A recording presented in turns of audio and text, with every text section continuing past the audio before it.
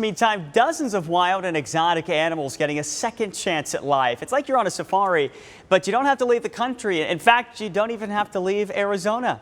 This morning, Keepers of the Wild near Kingman is making headlines for a different reason. This is Bucky. Hi, big boy. Every one of these animals has a story to tell. Snickers, come here, big boy. From the llamas, tigers, lions, and primates.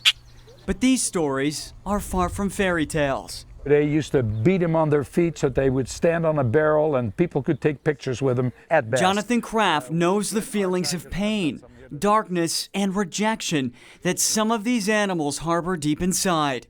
In many cases, when I pull animals out of facilities, I just want to kill the owner for what they did to the animal. For nearly 30 years, Jonathan has been a champion for wildlife, leaving a successful career as a Las Vegas showman and starting this nonprofit sanctuary, Keepers of the Wild near Kingman. It's currently home to more than 150 different animals. Oh, thank you. Like this camel from Scottsdale that was used as a backyard pet, and a monkey from Phoenix whose owners removed every single one of his tiny teeth, punishment for biting. We have to put him on a special diet that he can pretty much swallow without having to chew. He can handle grapes and things like that are soft.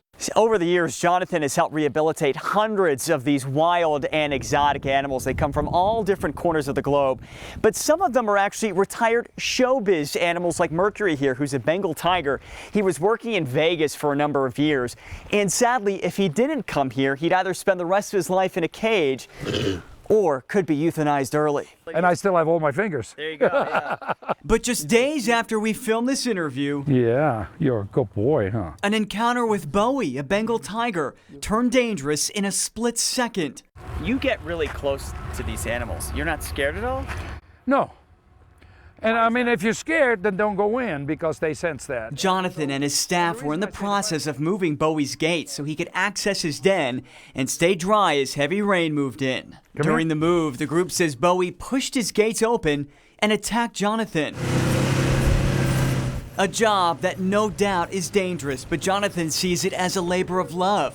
For him, answering the call of the wild is also answering the call of duty. And if you really love an animal, you look in their eyes, you can tell that they have feelings, they have memory, they have a soul. Yeah, and it is just an amazing facility. It is open to the public, and I want to give everybody an update.